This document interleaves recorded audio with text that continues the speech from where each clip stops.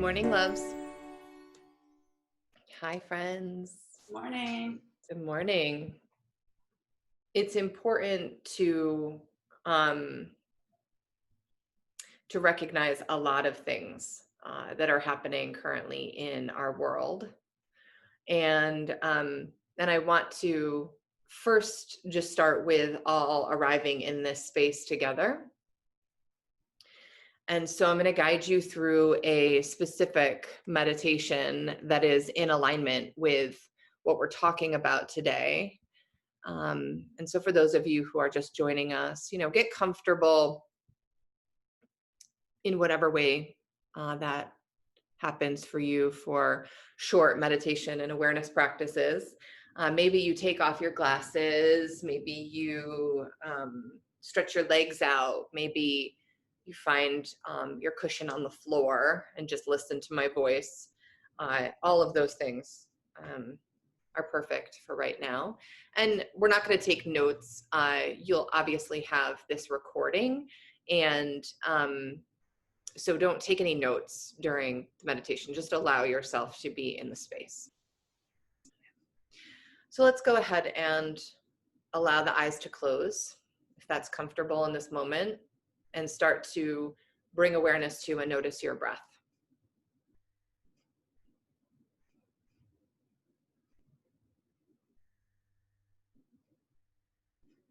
Have awareness of breathing in and the depth of that breath, and awareness of breathing out.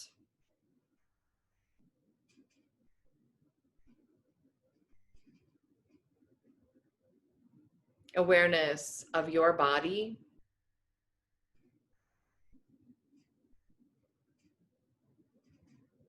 and awareness of releasing tensions.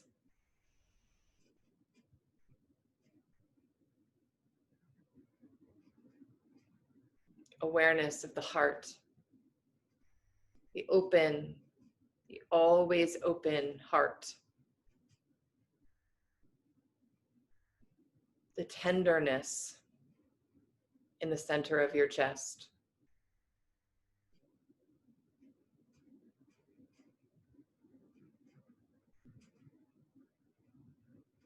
Bring awareness into your emotions.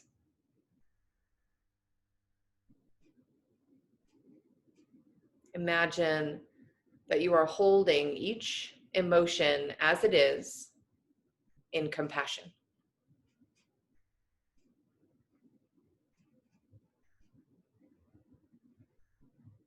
And with each breath, releasing any tension, any grasping, any clinging, and staying connected to compassion.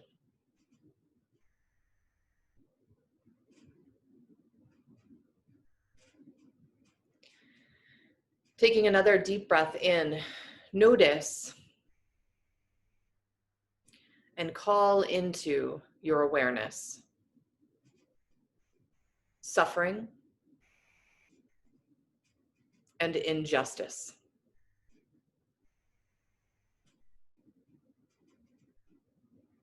Be aware. Notice how it manifests in the body. Suffering. Specifically, suffering caused by injustice.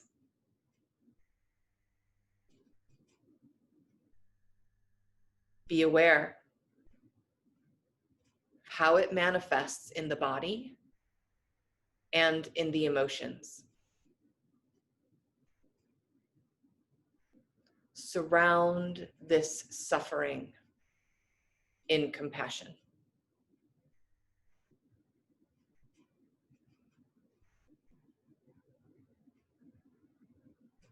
Breathe.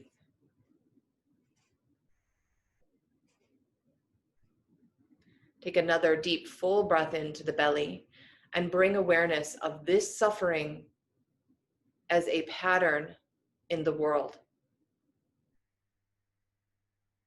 Actively visualize how it affects many people.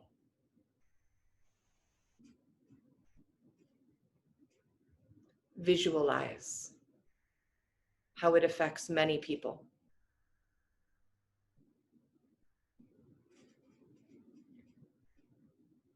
Draw in this pattern of suffering with your breath and hold it in compassion.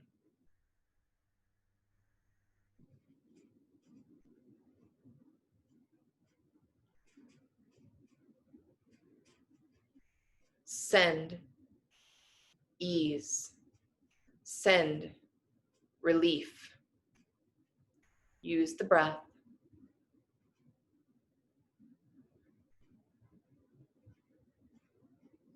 Taking another full, deep breath in. Bring your awareness intentionally into the suffering of human beings who are marginalized. What are you aware of? What do you know? See the specifics. Feel it in your body. Notice your emotions and surround it in compassion.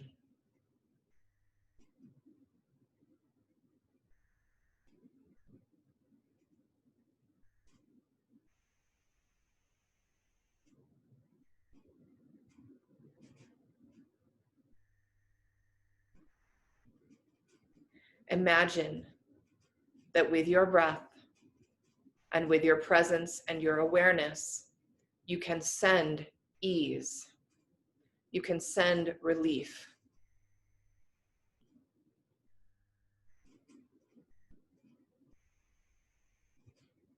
Return to the awareness of your own breath. Notice where you feel tension in your body and release that tension.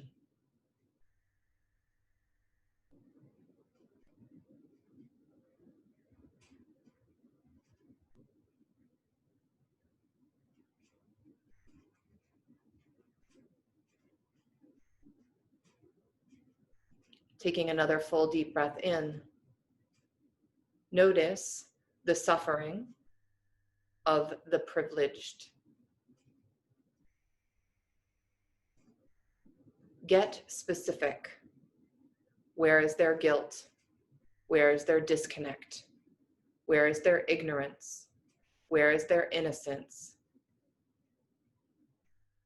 Feel that energy and hold it. Surround it in compassion.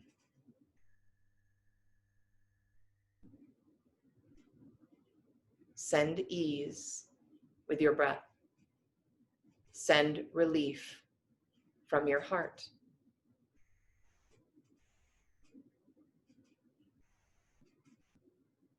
Return to your own breath.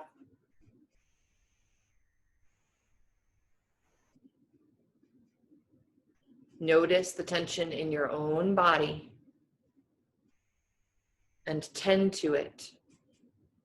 Send ease and send relief.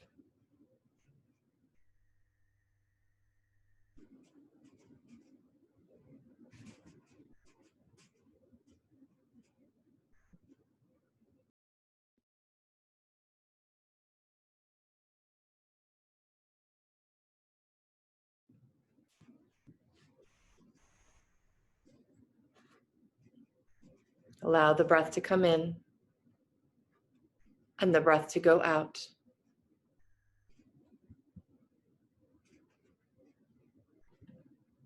And go ahead and open your eyes whenever you're ready.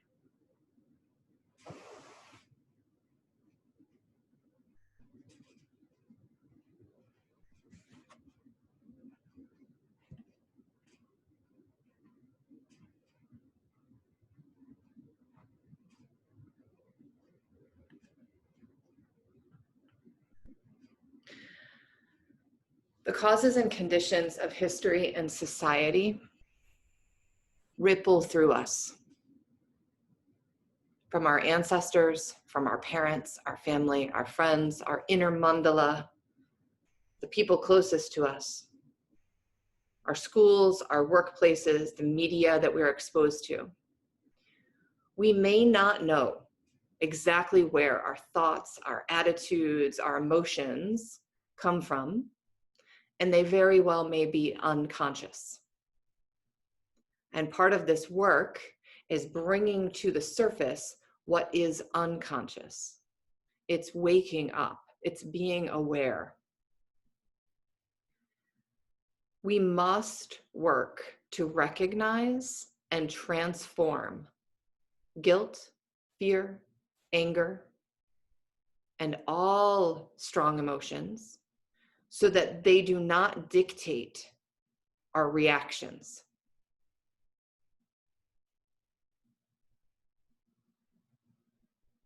And we must do this internally first and then spread that message out. No different than anything else that you've learned in this program so far.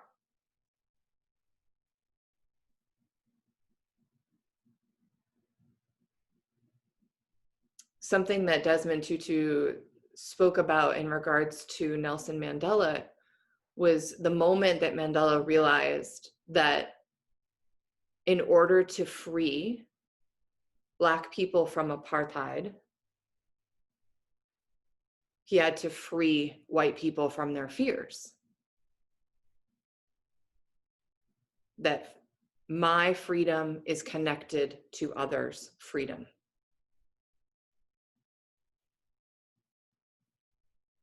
We need to face and transform marginalization and privilege.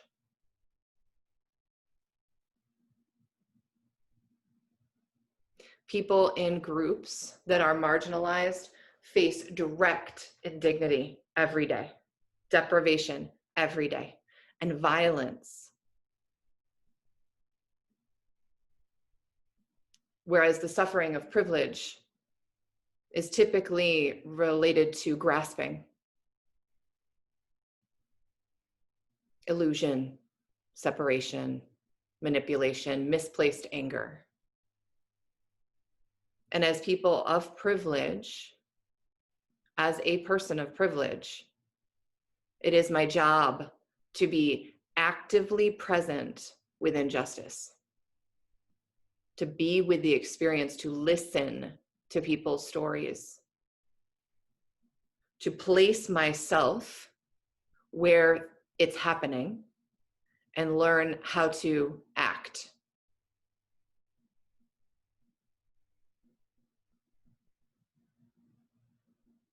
And cutting through the illusions means being with how complex this system is.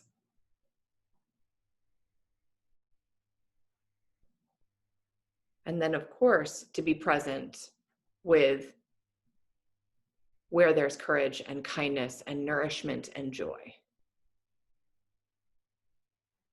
I think it was Mr. Rogers who said to look for the helpers.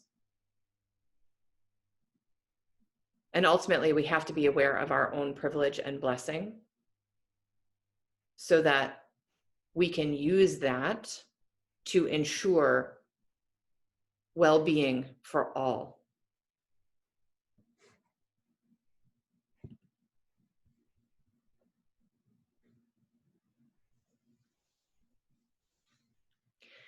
And this is where, in my opinion and my experience, often the yoga community falls a little short.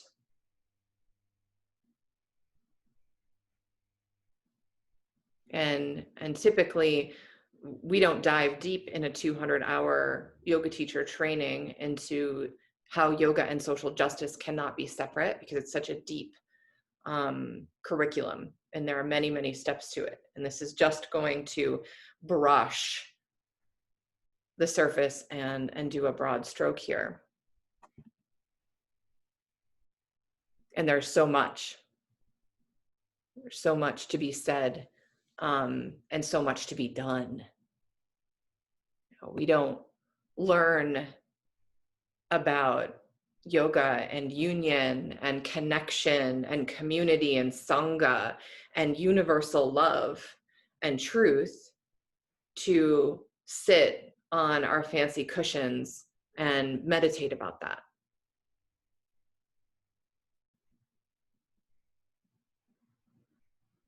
We all are here right now for a reason.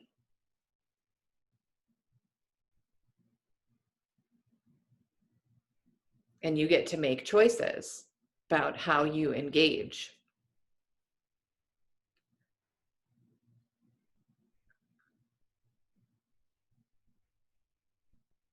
And I do believe that there are a lot of good intentions out there in the yoga community. And occasionally, those good intentions get glossed over, or they get put on the back burner because it can be overwhelming. And you might make mistakes along the way.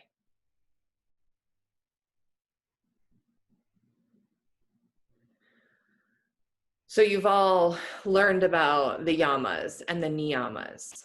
We've all walked through each of those steps. And here's where I think one of the missteps often gets created, or a misinterpretation happens. Okay, so we all know that the first yama is, pop quiz,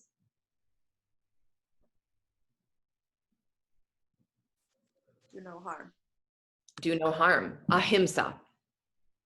Ahimsa. Yes, it's often translated as nonviolence, when a more accurate translation would be the absence of injury.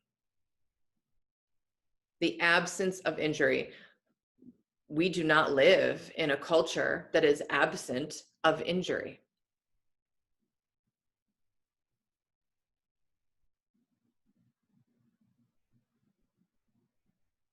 So often that non-harming turns into spiritual bypassing, to be succinct. And there is a sidestep of responsibility.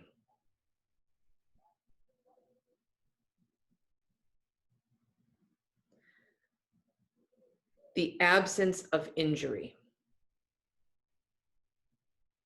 If yoga means union and is ultimately the lesson, the lived experience of being in connection with love, universal love, divine love, whatever you want to call it,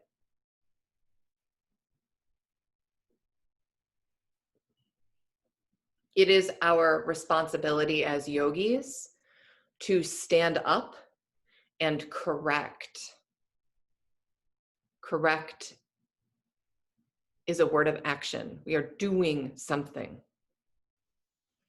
It is our responsibility to correct everything that is not in alignment with union and love.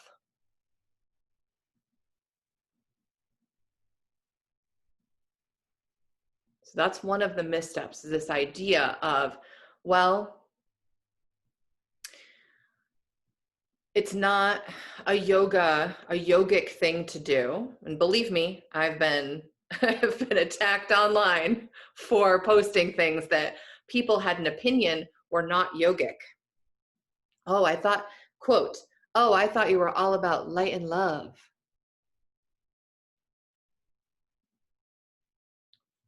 Being about light and love is about recognizing where there is an absence of that and then doing something about it.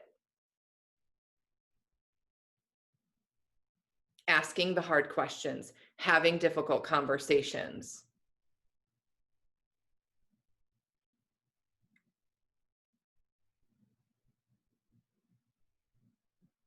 You know, and there are people in this training, in this group, that are from all different backgrounds, all different races, all different cultures, all different communities, all different socioeconomic statuses, all different career paths and lived experience.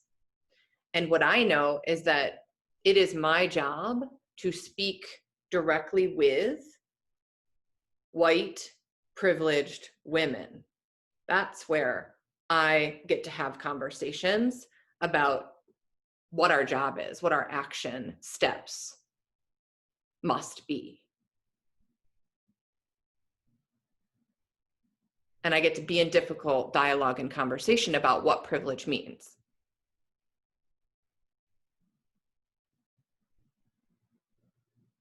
And they're not always fun. They're not always fun. Friends, I believe with every fiber in my being that another world is possible. And in fact, I believe that that world is being birthed. And guess what birth is? Messy, painful. It can be scary. It can be beautiful at moments, exhausting, frustrating, forever taking. It can feel like it shouldn't have taken this long. Why is it taking this long?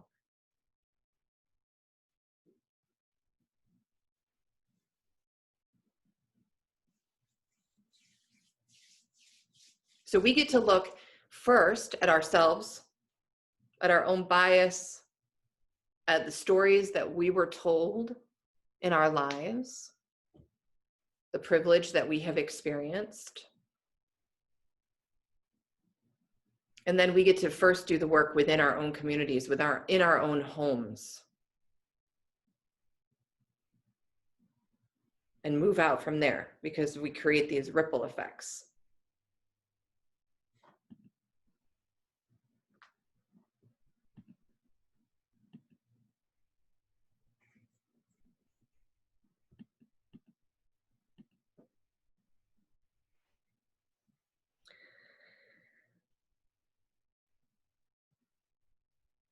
What I want you all to have an awareness of is the word satyagraha. Satyagraha. So back to the reference to the yamas. What does satya mean?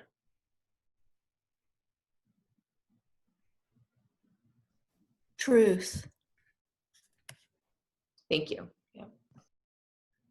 Satya means truth. Satya means truth. And truth, from a yogic standpoint, is something that cannot be changed. If it's true, it's only and always true. That significantly limits what falls under the category of truth, if nearly everything is only and always changing.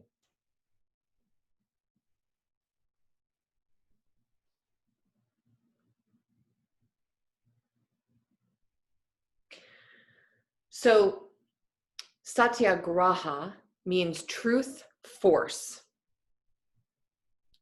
And it is the part of Gandhi's movement that is talked about the least, because what we pull, historically speaking, is only and always his language around nonviolence.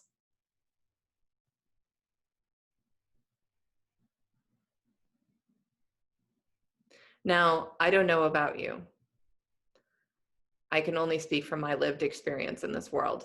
And I know that nonviolence is a deep commitment that I have in all ways of being, in the way that I eat, in where I spend my money. Nonviolence, nonviolence. Absence of injury. And yet, I know myself enough to know that if my child was being threatened, I would intervene. That truth force would show up. Truth in the context of what is never changing, that level of truth, which is love,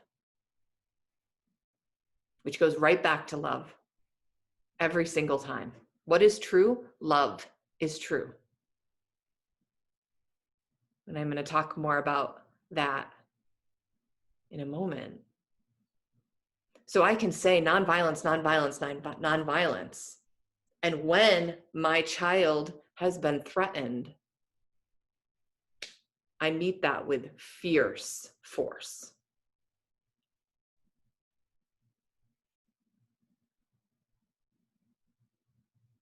And because of the yoga, because of our commitment to a yogic lifestyle far beyond rolling out a mat and putting our bodies into different shapes,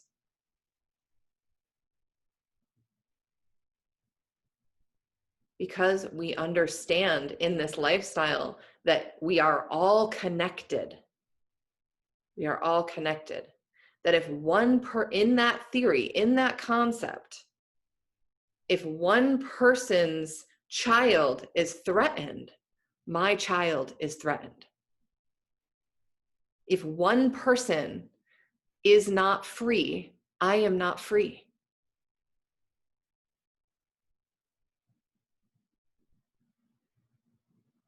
And if we are not actively engaging in ways of dismantling any system that is not in alignment with love, we are complicit. There is no space for neutrality. And that's not what equanimity means. And I think this is another place where yoga philosophy gets misinterpreted and misused. Oh, we're supposed to be neutral.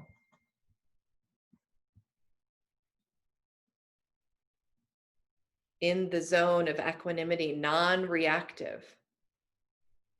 Non-reactive doesn't mean not responsive. You don't need to react. You need to respond, because in a response is where we are responsible. We are taking responsibility.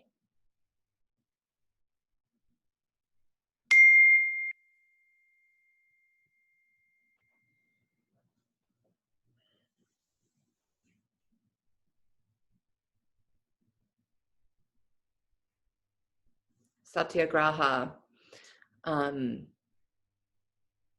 is such a incredibly important part of the movement laid out by Gandhi. And and Gandhi was not a perfect human being. We can also recognize that. We can also recognize that all human beings have darkness and light. All human beings have shadow aspects. In our shadow aspects, and I'll speak personally, as white people, as a white person, there is racism. There is. We grew up in it. We benefited from a system built on it. And to deny the shadow aspect is not doing all of the work. And we can look at all of these incredible leaders throughout history and put them on pedestals and build giant statues of them. And we can honor the great work that they did. And we also can recognize that they were not perfect. And that doesn't dismiss the parts that were good. And this is something, this is a little bit of a caveat, but I want to put this in here because I think that, part of doing work that is really about showing up for social justice, showing up for racial justice, as a white person, you will be wrong. You are going to get corrected. And that doesn't mean that you're instantly in the category of being a bad person or you must give up. And in fact, if somebody corrects you in something, that is such a gift because it takes energy and activists get tired. So if somebody took the energy and the time to correct your language, to correct your delivery, to correct something that you said when you were impassioned, Gratitude. Only and always gratitude. And in fact, a symptom of white supremacist culture is either or thinking. Right, wrong. Yes, no. You say that, protests where there is shouting and chanting and, lighting of fires is wrong.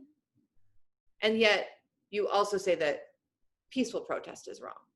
Kneeling in front of the flag is wrong.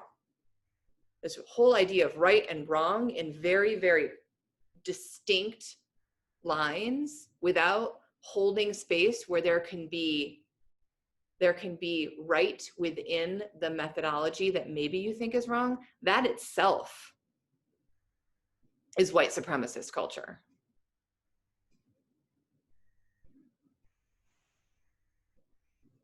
So look for where it isn't all one thing or all the other.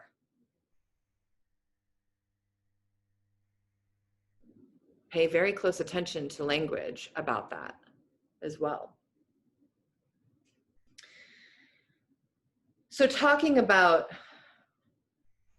Satyagraha and continuing this conversation about, distinct separation between what is allegedly right and what is allegedly wrong. Gandhi was constantly looking to where there was both in a single situation. And for him, Satya truth meant that all existence is one, that is the universal truth. So when I say that the universal truth is love, that's my interpretation, because of my commitment to love.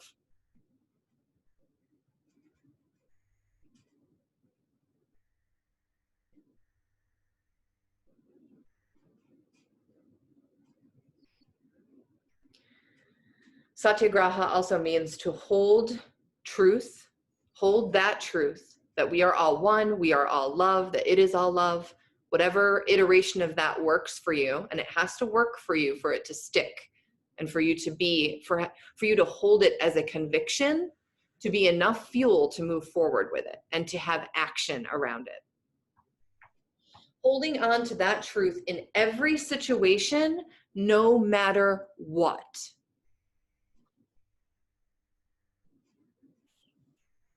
And it will get uncomfortable.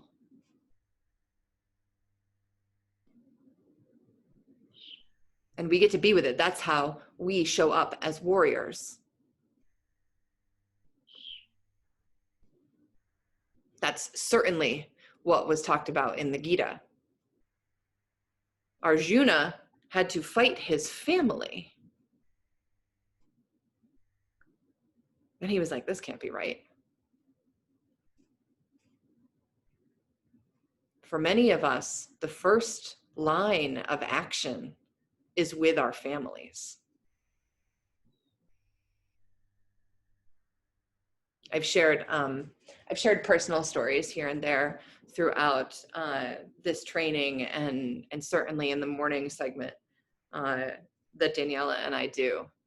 And, I grew up surrounded by law enforcement. My father was a police officer. My uncles were police officers. My great-grandfather was the chief of the New York State Police. Generations and generations and generations of law enforcement.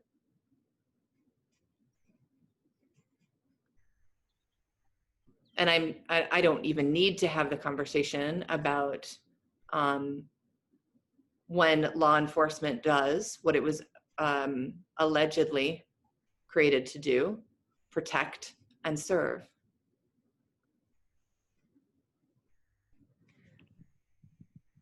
And I can tell many, many more stories about what is said in private that I was witness to growing up. My grandparents' kitchen table was like the local Dunkin' Donuts.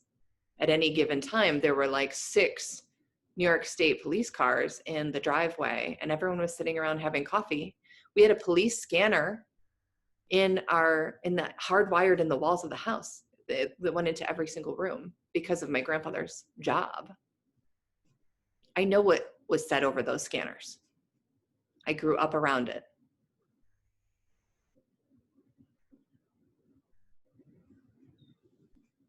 I also know that my experience growing up with police officers was that they bring me candy. And they did every time. I would get on the police scanner as a 9-year-old and say, whatever the call numbers were to any particular police car that was in the immediate area, and demand Starburst brought to me. And they would show up. My lived experience with police officers for most of my formative years was that. And I heard what they said about other people.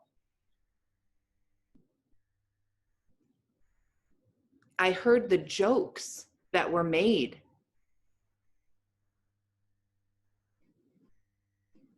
To which my response as a 9-year-old was, that isn't funny. I don't know why you think that's funny.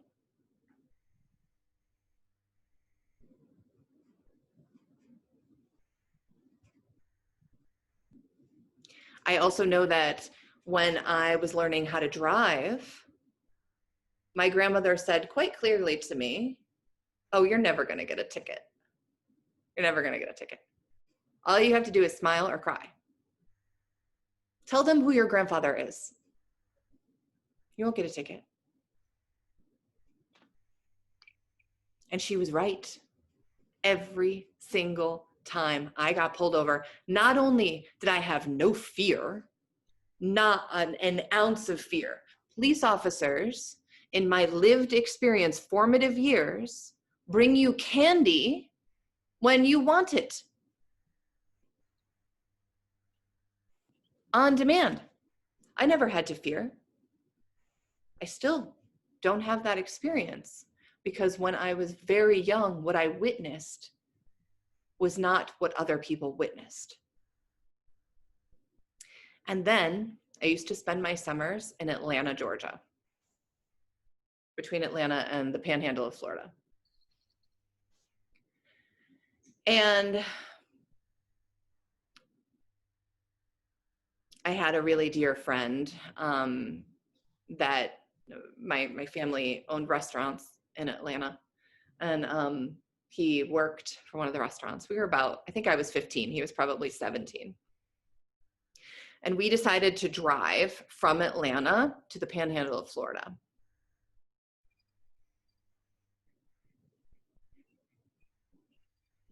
And he was an African-American male. We maybe had to drive through Alabama for 45 minutes. It's like you just cut off the corner there. It was very short, direct route into the Panhandle.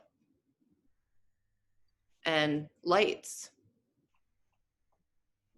Maybe been in Alabama for about 25 minutes. Lights, woo, behind us. I am cool as a cucumber in my 15-year-old brain. There's no problem. There's no problem. I look at my friend who's driving, and he is terrified. He is sweating. He is shaking.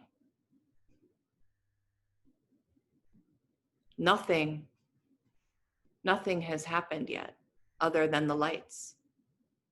And I'm like, everything's fine. What? Just take a deep breath. Everything is going to be fine. And he is like, nothing is fine. Pulls the car over. I got out his wallet, his identification, sitting in the passenger seat. And the police officer walks over to the car. He doesn't have a gun out, anything like that. He uses immediately the word boy to get out his identification. And when my friend turned to look at me, because I was holding his identification and the insurance card and all of that, the police officer reached through the window, grabbed my friend, and pulled him out of the vehicle through the window and threw him on the hood of the car. And that was the moment that every lived experience I had had with police officers shifted. That was the first moment, I should say, because there were many more after that.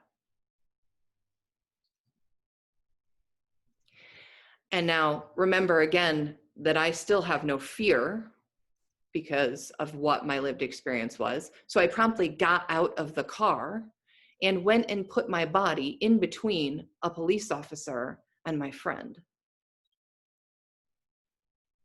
And the police officer stepped back because he had assumed that I had been kidnapped or coerced.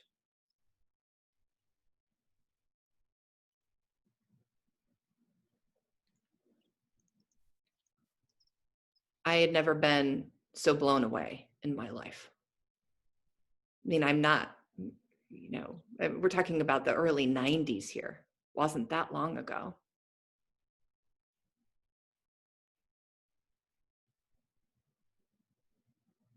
So our lived experience, we do not see things the way that they are. We see things the way that we are, what we have experienced, what we know up to this point.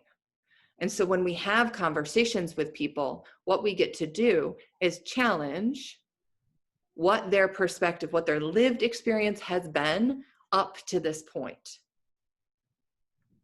and give a different perspective.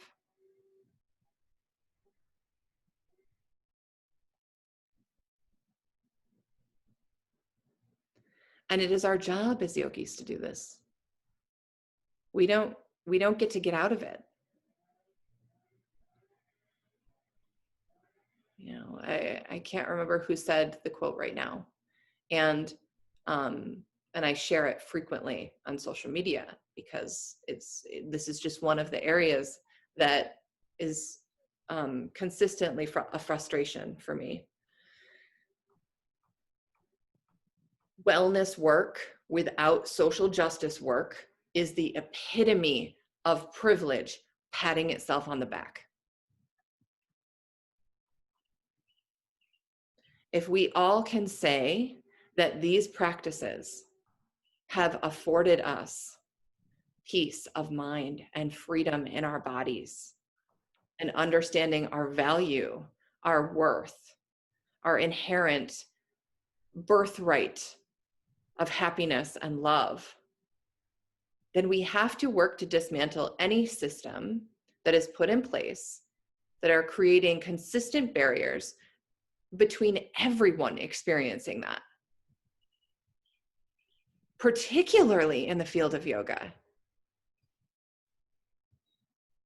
I showed up at Yoga Farm because it was the only yoga studio I could find in a 45-minute radius all around that was offering consistent access to programming by donation.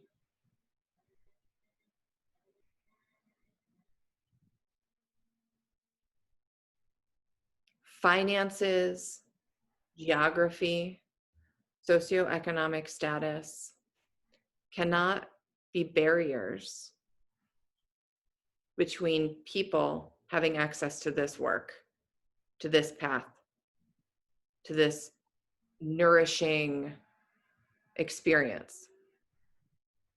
It can't.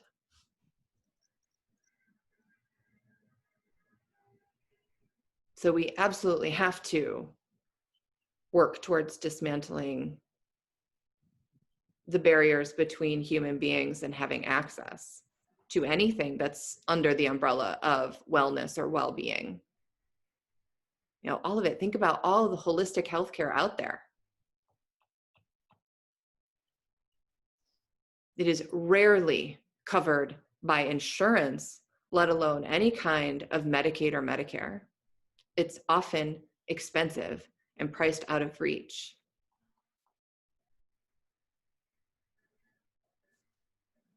And then, not to mention geographic access. A couple weeks ago, I was talking about food deserts. There are wellness and well-being deserts as well. If you have to drive an hour and a half to get fresh vegetables, how far would you have to drive to get to a yoga studio? So this is where it is incredibly powerful to volunteer to go in and teach at community centers. To volunteer and go in and teach the people who then run those community centers to lead yoga themselves and meditation and mindfulness and contemplation.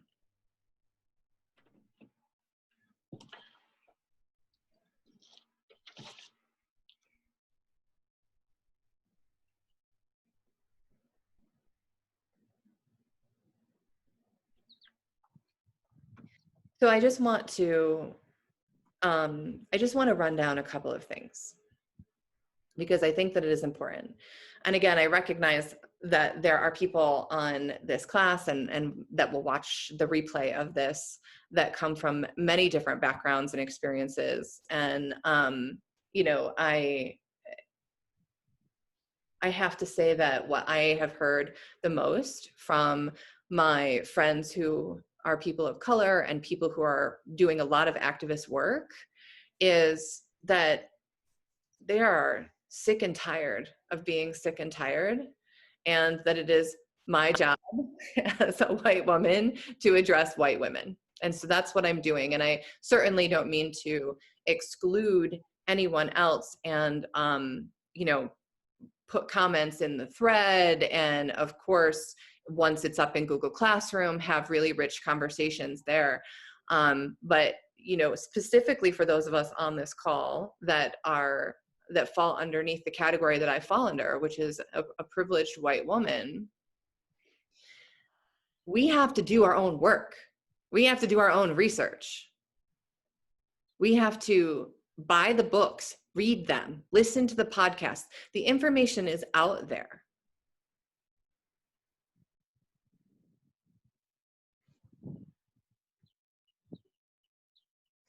The information is all out there and very accessible.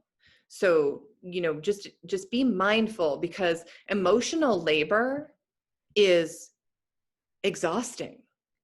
And people of color are not, given enough credit and resources for the amount of emotional labor that they produce every single day, doing the correcting, doing the informing. I gotta say, friends, I read a beautiful post on Facebook about a woman who, she had hired a man to come in and repair her dryer. Some of you might have seen this too. And there he is repairing her dryer, and she's asking him questions. She asked him if it was okay to ask him questions about race, given what is going on in the world right now. And he graciously answered all of her questions and informed her that although he could certainly use the money, things are happening in the world as such that he doesn't do house calls in the evening anymore. He doesn't walk from his car to an apartment to fix anything past dark anymore. So he's missing out on income because it isn't safe for him. And her eyes were open, and she's asking him all of these questions. And it really was a beautifully connecting story. And I gotta say, I think she mentioned toward the end of the story that he stayed for over an hour after he was done fixing her dryer. And my first thought was, I hope you billed her for that hour. And if he didn't, I hope she paid him for it anyway. That is time and energy, so much time and energy. Okay, so that doesn't mean don't ask questions, but ask questions from a place of, I have been reading, I have been doing research, all of that. It's just so important that we do the work, the educational work ourselves first, and where things seem unclear, that's when you ask a very specific question. So just a few things that I want you all to just keep in mind here. First of all, when you start to go down this path, if you're new at it, and if you are seasoned at it, of being an activist and being a yoga activist, you are going to get corrected. And I mentioned this before, and I'm going to say it again. Being an activist takes such a toll on the mind and the body. It really does. And so if somebody tells you that what you did was wrong, that is such a compliment, because they are taking the time to educate you. I just mentioned that was emotional labor. So step into the place of grace and opening, because you are going to mess up. I mess up. We all mess up. The other thing is, don't make it about you. Okay? Process your feelings, have your feelings, be outraged, be sad, be grieving, and remember that it's not about you. It's not about your lived experience in this. That's not what we're looking to dismantle. So if it is not about you, a statement on Facebook, white women are racist. At some point, you're going to see that. And an instinct inside you is going to be to argue with it. Oh, I'm a yogi. I believe everyone is equal. Stop. That isn't contributing anything to the discussion, and it's actually derailing the discussion. So don't make it about you. And just so that you know, if something isn't about you, there's no reason to comment about it. And if it is, and when it is, you get to listen and learn. Listen and learn. And we're going to get called out. You're going to get called out. So this is where we get to this is where we can step into equanimity. Non-reactivity is dropping into a place of being a human being means that I'm going to mess up, and that I have an opportunity to learn something different. We do not know what we do not know.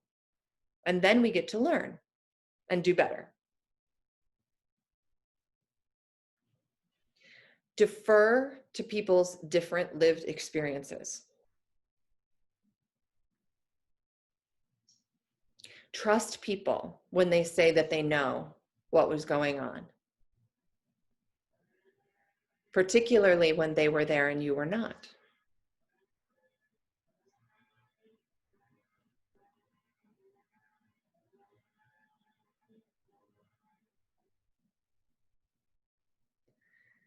At some point, we will all come across some kind of acronym or phrase that we don't know, that you don't know.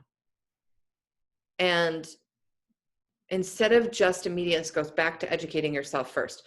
Instead of immediately asking what that means, how about using our magic boxes that we all carry in our pockets and do some Googling first?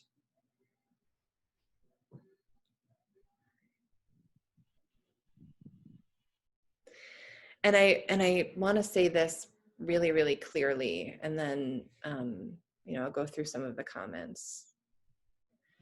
Privilege and respect are often talked about as something that is earned, particularly in white culture. We have to earn respect, and privilege. It is a privilege that you have earned. That's not what we're talking about here.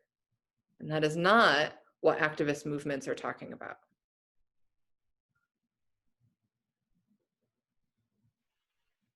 Privilege and respect as a white person is something that is practically automatic.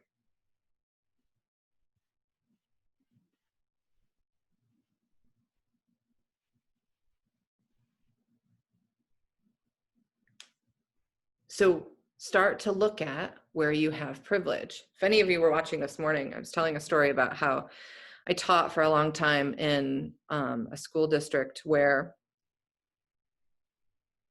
everyone was white and everyone was really poor, living in trailers, like pop-up campers with no heat type of poor. And I got to teach these white children about white privilege. And it was one of the hardest things that I ever had to teach in my career as a US history teacher, because they had all the reasons why they were not privileged and why they were not respected. And they didn't see any of the ways that they were. Lived experience is so important, because once something becomes personal, there is a different experience in the brain, in the human brain. So I would do things like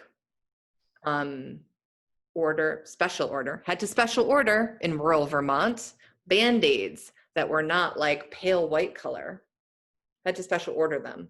And then I took all of the white Band-Aids, pale Band-Aids, out of the school building and replaced them with only Band-Aids that were of darker skin tones. Now, all of my students, some of you already know this, all of my students had children, and the children were also taken care of in the school building. So that meant that when their children got boo-boos, and we would get a call and they would go down into the daycare and kiss the boo-boo and put the Band-Aid on, they would have to put a Band-Aid on their children that was not the child's skin tone. Simple little in real life experience to get them to understand, because they'd be like, Jeannie, this looks stupid. Why do I have to put this? Why do I have to put this on my child? And I was like, this is the experience of so many people in America. And you just take for granted the fact that part of white privilege is that when you walk into a store, the Band-Aids will match the color of your skin. The hair products that are there for you, and anybody can cut your hair. You can walk into any place willy-nilly. You don't have to drive far to do that. That you can go into the Barbie aisle or the doll aisle and pick all kinds of dolls for your children. You have huge array of choices, all different outfits of baby dolls that match your child's skin tone. That's white privilege. It's one example of white privilege. So this is our work. And, I wasn't speaking at rallies. I wasn't, standing in the front lines of anything. I was an administrator and a history teacher in a very rural school district. And it became my honor to give information to students who do not know what they do not know.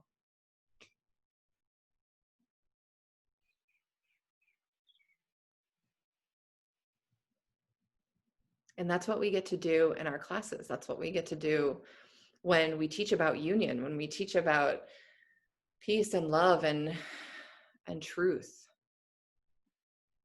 We have to recognize that there is a huge social justice component to being a yoga practitioner and being a yoga teacher.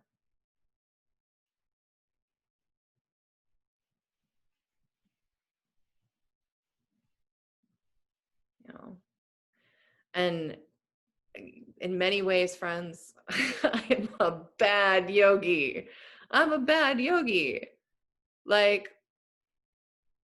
if you think for a second that I am watching the news and I'm reading articles and I'm seeing what the president of the United States is doing right now, not doing right now, and I am, oh, I think I'll take this to the cushion and meditate on it. That is certainly not how I process at all. You know, if I wasn't married to the man that I'm married to, I probably would be in Minnesota right now. Because I know what happens when a blonde-haired, blue-eyed, white woman steps in between a police officer and someone being harmed.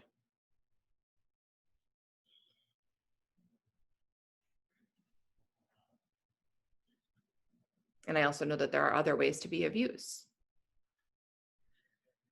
And I definitely get angry and I definitely get reactive.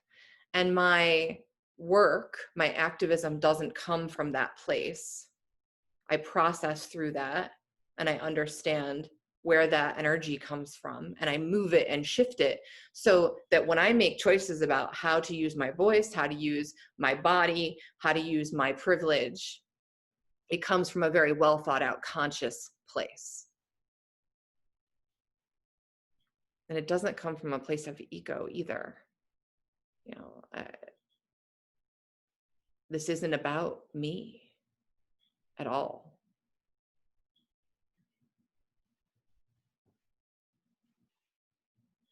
Being a satyagrahi, which is what people are called when they commit to satyagraha, being a satyagrahi bids goodbye to fear.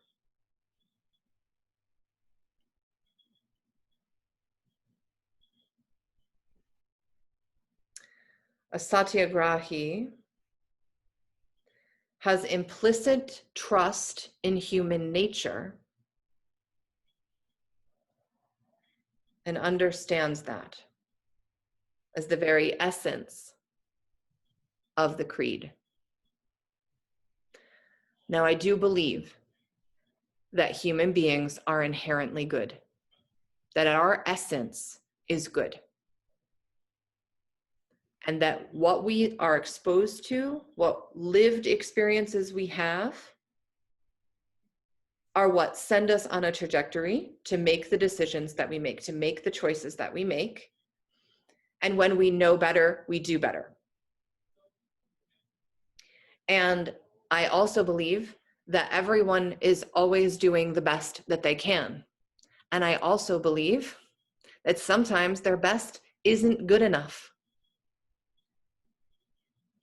And that's where the hard conversations have to come from.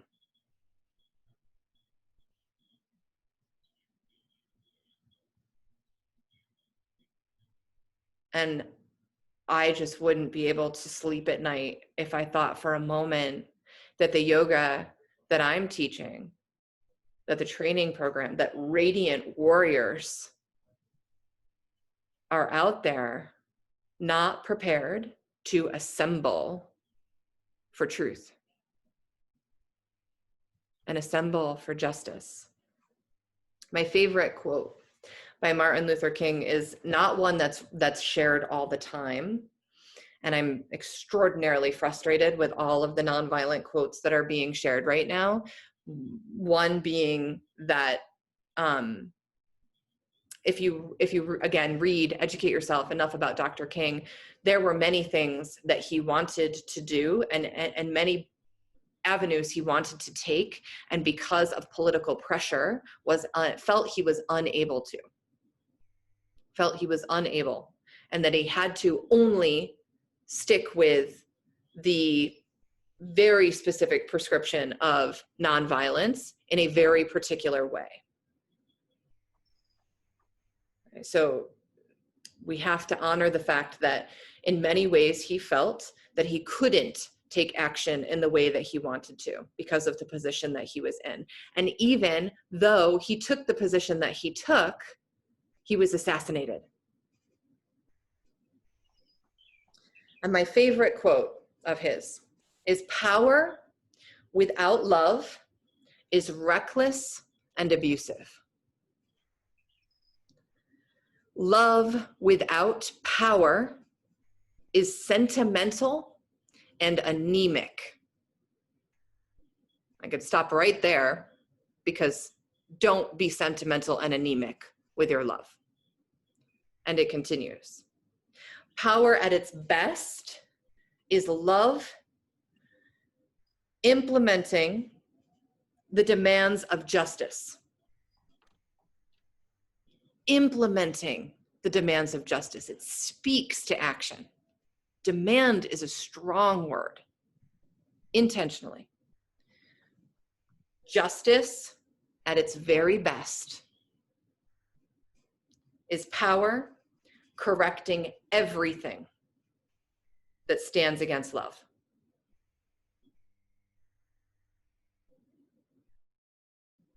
Justice at its best is power correcting everything that stands against love. I did a training with Cornell West a few years ago at Omega. And one of my favorite quotes from him is that justice is what love looks like in public. He repeated that over and over and over again. Justice is what love looks like in public.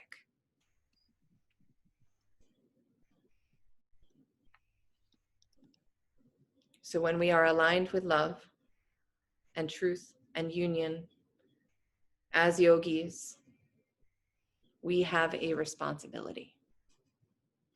And if we don't rise to that occasion, we are the embodiment of privilege, patting ourselves on the back.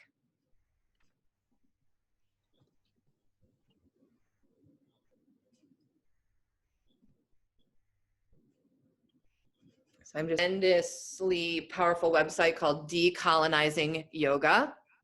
If you have not visited that website, I highly recommend. There are a ton of resources out there on that website, as well as like really understanding what white privilege looks like, what white supremacy looks like, and what white fragility looks like. So if those words are like, ooh, this new concept for you, like that, don't go down a spiral about that, because that doesn't help us be of use of to anybody.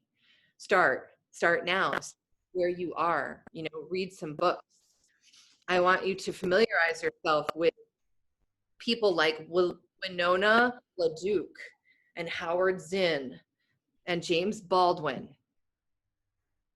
Read books.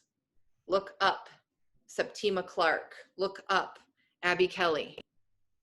Read. There's so many rich resources out there. Bell Hooks. Oh my God, Bell Hooks. Read everything by Bell Hooks.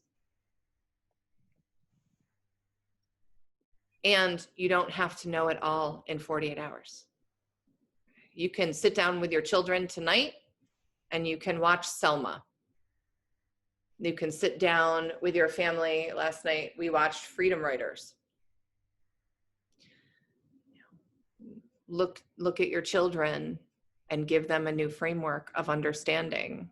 I have 3 children, and all 3 of them are queer, by the way.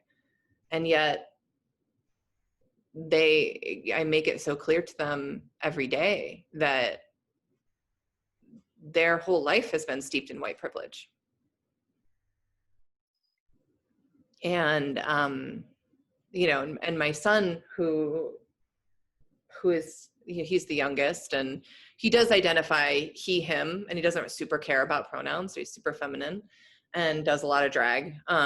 He's like, but I am a gay man, and I'm gender fluid, and all of those things. And, I still talk to him about his privilege every day, how much privilege he has. So, honoring the many different movements that have been in place for centuries, at least in the United States, and looking to where you can be of service and of use, because that's what karma yoga is all about. Action. I love, love, love every single one of you.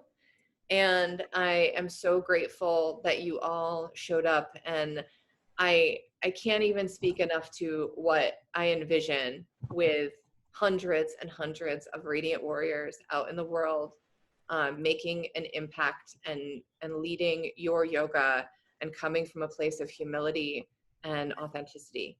So I'm so grateful for you all.